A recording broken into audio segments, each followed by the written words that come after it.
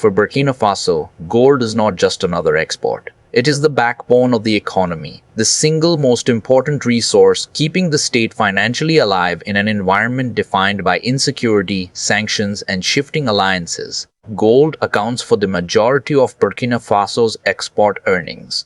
It pays for fuel, food imports, military logistics, and basic government operations.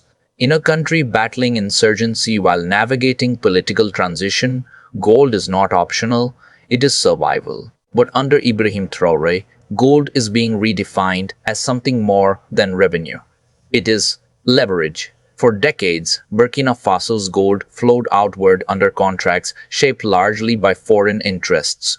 Western companies extracted it. Western markets priced it. Western financial systems ultimately decided how much value the country truly received. The arrangement was legal, familiar, and deeply unequal. Traoré's leadership is questioning that structure. Because whoever controls gold does not just control money, they control choices. Choices about diplomacy, choices about security partnerships, choices about whether a country can say no without risking economic strangulation. That is why this conversation is happening now. The Sahel is no longer stable enough to accept old formulas. Cups, sanctions, frozen aid, and military pressure have exposed a harsh reality. Dependence is a vulnerability, and gold dependency, especially when sales are routed through Western channels, ties national survival to external approval. By rethinking how, where, and to whom gold is sold, Burkina Faso is attempting to reclaim strategic autonomy. The aim is not isolation, but insulation, but isolation. Exposure to political pressure disguised as economic policy. In this context, gold becomes political. Every shipment is a signal. Every contract is a statement. Every renegotiation is a test of sovereignty. Under Ibrahim Traoré, Burkina Faso's gold is no longer just leaving the ground. It is entering the arena of power. And that shift is making the West uncomfortable. Not because gold is disappearing, but because control is. Ibrahim Traoré's approach to national resources is rooted in a simple but disruptive belief. A country cannot be sovereign if it does not control what sustains it. For him, gold is not merely an export commodity traded on global markets. It is a strategic asset tied directly to national survival. This philosophy represents a clear break from inherited economic models left behind by decades of external influence. Those models prioritize stability through dependency, foreign investment, foreign management, and foreign markets, often at the cost of long-term autonomy. Traoré has openly questioned whether such arrangements ever truly served Burkina Faso's interests. His leadership has been shaped by security realities, not economic theory. Burkina Faso is fighting an existential battle against insurgency, facing fluctuating Western support and the constant threat of sanctions. In that environment, reliance on external actors becomes a liability rather than a safeguard. Gold, in Traoré's view, must therefore be reframed. It is not a foreign commodity extracted for overseas profit. It is a national instrument, one that should strengthen domestic capacity, finance security, and reduce vulnerability to political pressure. Control over gold sales means control over timing, partners, and conditions. This shift does not reject international trade. It redefines the terms. Traoré's vision prioritizes choice over compliance. It seeks partnerships that respect national interests rather than dictate them. By asserting authority over gold, his government is sending a broader message. Economic decisions will no longer be made by default or inheritance. They will be made by design. In a region where dependency has long been normalized, that stance is radical, and it explains why Burkina Faso's resource policy under Traoré is being watched as closely as its military strategy. Because sovereignty, once asserted, rarely stops at economics. For decades, Burkina Faso's gold followed a familiar and predictable path. Extracted from the ground by foreign-owned or Western-linked mining companies, it moved quickly out of the country with little domestic processing. Once exported, it entered global supply chains dominated by Western buyers, refiners, and financial institutions. The structure was legal, standardized, and widely accepted, but it was also deeply asymmetrical. Western-linked buyers set pricing benchmarks. Refining and value addition occurred abroad. Profits were largely realized outside Burkina Faso, while the country itself retained only a narrow share through taxes, royalties, and employment. Even those revenues fluctuated, vulnerable to global price shifts and contract terms negotiated far from Ouagadougou.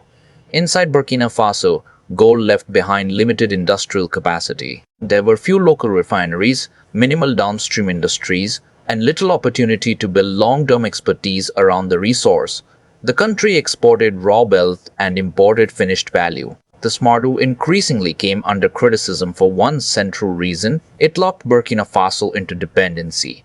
As security deteriorated and political instability grew across the Sahel, the weaknesses of the system became impossible to ignore. When relations with Western partners cooled, economic pressure followed, aid slowed, financial channels tightened.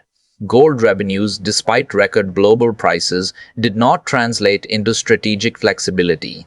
Critics argued that the old system allowed external actors to benefit from Burkina Faso's resources while retaining influence over its economic lifelines. Decisions about pricing, access to markets, and financing remained largely external. What once seemed like integration into the global economy began to look like exposure. By the time Ibrahim Traoré rose to power, dissatisfaction with this inherited model had hardened into resolve. Gold, many believed, was flowing west, but power was flowing with it, and that increasingly was no longer acceptable. By the time Burkina Faso began questioning its gold arrangements, the shift was no longer theoretical. It was inevitable. Public frustration had been building for years. Communities living near gold mines saw wealth extracted from their land while infrastructure, jobs, and security remained scarce.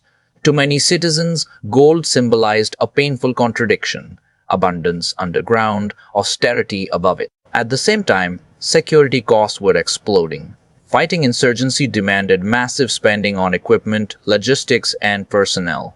Yet, despite rising global gold prices, the financial returns retained inside Burkina Faso failed to keep pace with the country's growing needs. The math no longer worked. This mismatch, high exports, low local benefit, became impossible to defend politically. Gold shipments increased, but everyday life did not improve.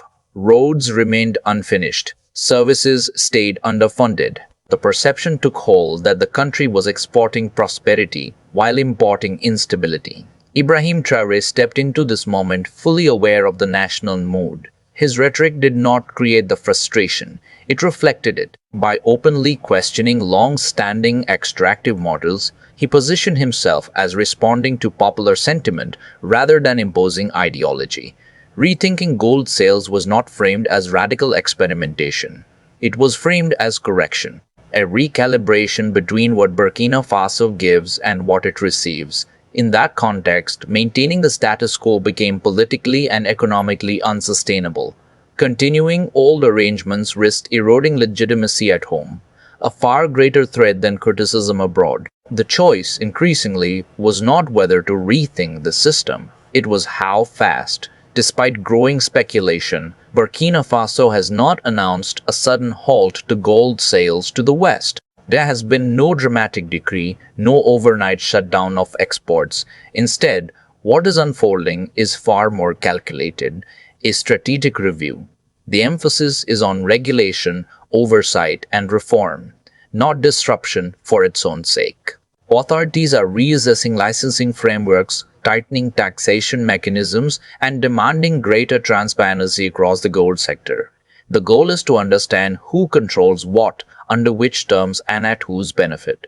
This approach reflects leadership through recalibration, not chaos. By avoiding abrupt bans, Ibrahim Traoré's government is signaling stability to markets while asserting authority domestically. Contracts are being examined, not discarded. Rules are being clarified, not improvised. The message is deliberate. Burkina Faso is not withdrawing from the global economy.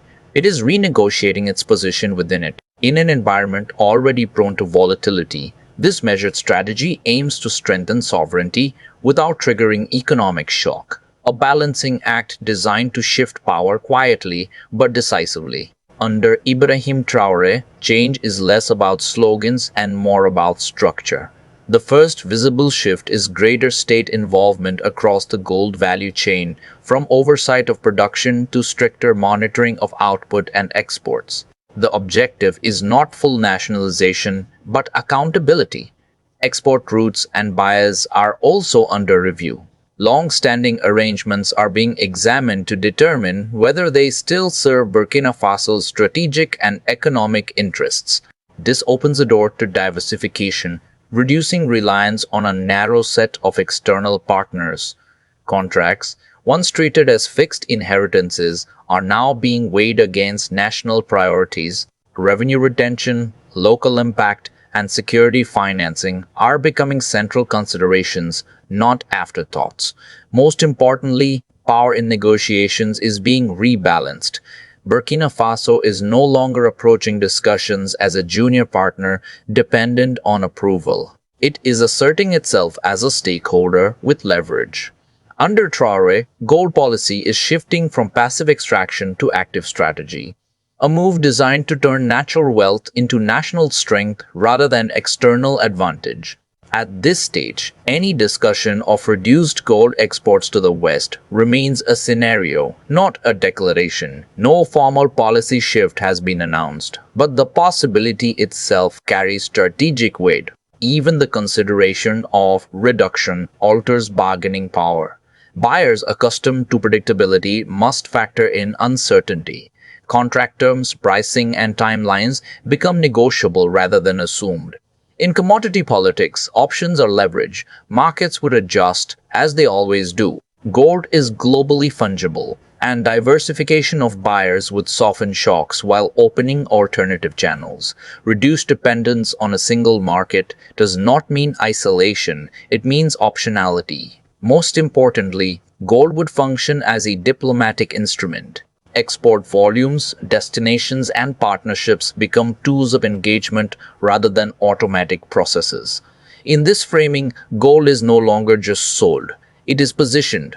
Under Traoré, the question is not whether Burkina Faso can trade gold with the West. It is whether it must do so on inherited terms. By reasserting control over its gold strategy, Burkina Faso reduces one of its most persistent vulnerabilities: external pressure tied to economic dependence. When revenue streams are diversified and contracts are no longer automatic, leverage shifts inward. This creates more room to maneuver economically. Policy decisions can be made with flexibility rather than fear, whether in response to sanctions, security needs, or shifting alliances. Economic choices stop being reactive and become intentional. Confidence follows control. When leadership demonstrates the ability to review, renegotiate, and recalibrate critical sectors, decision-making gains credibility at home and abroad. Markets adjust, but authority stabilizes. Most importantly, sovereignty becomes measurable, not in speeches or declarations, but in action. In who sets terms, who approves routes, and who decides partners. Gold policy under Ibrahim Traoré reflects a broader principle. Independence is not declared once. It is exercised repeatedly. And in the Sahel, that distinction matters. From the Western perspective, developments in Burkina Faso do not represent a collapse of access or a sudden cutoff from gold supplies. There has been no ban, no rupture, and no dramatic severing of ties. What is happening is more subtle and more challenging. It is an adjustment. Western buyers and partners still operate in Burkina Faso, but the environment is changing. Influence is being reduced, not eliminated. Assumptions that once governed contracts and export flows are being questioned, and that uncertainty forces recalibration. The era of dominance is giving way to competition. Burkina Faso is signaling that it will no longer privilege relationships by default. Buyers must now compete on terms, transparency, and perceived fairness. This shift does not exclude Western actors, but it places them alongside alternatives rather than above them. In the realm of resource diplomacy, this represents a new reality. Power is no longer exercised quietly through inherited structures. It is negotiated openly through choice. For Western governments and companies, the challenge is adaptation rather than resistance. The question is not how to restore old influence, but how to remain relevant under new rules. In a multipolar world, access to resources increasingly depends on respect, flexibility, and partnership, not precedence. Burkina Faso's message is clear. Engagement is still welcome. Entertainment is not. Burkina Faso is quietly expanding its market options beyond traditional buyers. This is not about replacing one dependency with another, but about widening the field. South-South trade offers alternatives where terms are negotiated pragmatically rather than imposed historically. The emphasis is not ideological alignment but leverage. Ibrahim Traoré is signaling flexibility, choosing partners based on conditions, not blocks. By increasing options, Burkina Faso reduces pressure from any single market. In this framework, diversification becomes protection. Gold flows where terms are fair, timing is strategic, and sovereignty is respected. Under Traoré, alignment is secondary, leverage is the priority. In Burkina Faso, gold revenue is inseparable from security. Stability requires funding for defense, logistics, intelligence, and sustained operations against insurgent threats. Without economic strength, security strategy collapses. Under Ibrahim Traoré, resource policy is directly linked to national protection. Gold is being treated not as passive income but as a strategic enabler. Retaining more value at home means greater capacity to equip forces, maintain supply lines, and respond quickly on the ground. This connection reframes resource management as a security pillar. For Traoré's leadership, controlling gold is not only about economics, it is about protecting the state. Gold reform has emerged as a unifying national message. For many citizens, it represents long-awaited correction, a signal that national wealth will no longer bypass the people who live above it. This shift has helped to restore confidence in leadership. Ibrahim Traoré is increasingly viewed not just as a military figure, but as a symbol of self-respect and assertion in a region long defined by imbalance. Control over gold resonates far beyond economics. It speaks to dignity, agency, and fairness. By reclaiming authority over resources, the government taps into popular pride, turning policy into identity. In Burkina Faso, gold reform is not just supported, it is felt. Restructuring a critical sector like gold is not without risk. In the short term, uncertainty can unsettle markets and slow investment decisions. Some investors may hesitate, waiting for clearer rules and long-term signals. Operational challenges also emerge, reviewing contracts, enforcing new regulations, and increasing oversight demand, institutional capacity, and coordination. Traoré's leadership has not denied these risks. Instead, it has acknowledged them openly, framing reform as a managed process rather than a reckless gamble. The message to critics is cautious but firm. Instability comes not from change itself, but from refusing to adapt. For Burkina Faso, the greater risk lies in staying trapped in a system that no longer serves its needs. Ibrahim Traoré's approach stands out for what it avoids as much as for what it pursues. His strategy is measured, not impulsive, focused on review and recalibration rather than sudden rupture. It is strategic, not emotional. Decisions are framed around leverage, timing, and long-term resilience, not symbolic confrontation. Importantly, reform targets systems, not relationships. Bridges are not burned, they are rebalanced. Engagement continues, but on clearer terms. Strength in this model comes from control rather than confrontation. By asserting authority quietly and consistently, Traoré is reshaping resource policy without triggering unnecessary shock. That restraint is precisely what makes the approach effective and difficult to reverse. Burkina Faso's recalibration of its gold strategy sends a message far beyond its borders. It positions the country not as an outlier, but as an example. A case study in how African states can rethink extractive relationships without retreating from the global economy. The core lesson is not confrontation, but choice. For decades, many African nations inherited systems that exported raw wealth while importing dependency. Burkina Faso's approach under Ibrahim Traoré challenges that pattern by asking a fundamental question: who truly benefits from the continent's resources? This is resource sovereignty without isolation. Engagement continues, markets remain open, and partnerships are welcomed, but on terms shaped by national interest rather than historical imbalance. That distinction matters. It shows that reform does not require chaos, nor does independence demand disengagement. Leadership in this context is being redefined, not as defiance for its own sake, but as the ability to negotiate from strength, manage risk, and prioritize domestic stability. For Africa, the message is subtle but powerful. Control is not a declaration, it is a practice. And as more countries reassess how the resources flow and who decides, Burkina Faso's experience may become less of an exception and more of a blueprint for possibility. The debate over gold in Burkina Faso is not about rejecting the world or retreating into isolation. It is not a rejection of trade, partnership, or global markets. What it represents is something far more precise: the choice to engage on terms that reflect national interest rather than inherited obligation. Under Ibrahim Traoré, gold has become a statement of leadership. By questioning how the country's most valuable resource is managed, sold, and controlled, Traoré is positioning Burkina Faso not as a dependent supplier, but as an equal participant in the global system. Equality, in this context, is not demanded. It is constructed through policy, oversight, and strategic restraint. The significance of this shift goes beyond export volumes or buyer lists. It reflects a deeper transformation in how authority is exercised. Decisions are no longer framed around fear of reaction, but around confidence in capacity. That alone marks a break from the past.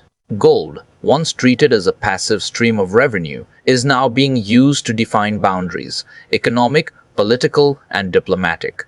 The country is not closing doors. It is choosing which ones to open and on what conditions. This approach signals maturity rather than defiance. It shows that sovereignty can be asserted without chaos, and reform can proceed without burning bridges. The emphasis is on control, not confrontation, on leverage, not provocation. In the Sahel, where instability often forces leaders into reactive positions, Burkina Faso's recalibration stands out for its intentionality. Gold policy becomes a lens through which leadership style is revealed: careful, strategic, and rooted in long-term resilience. Ultimately, the gold debate is not just about metal, it is about agency. And in choosing to define its own terms, Burkina Faso is making a quiet but powerful declaration. Leadership is not proven by volume of resources, but by who decides their fate.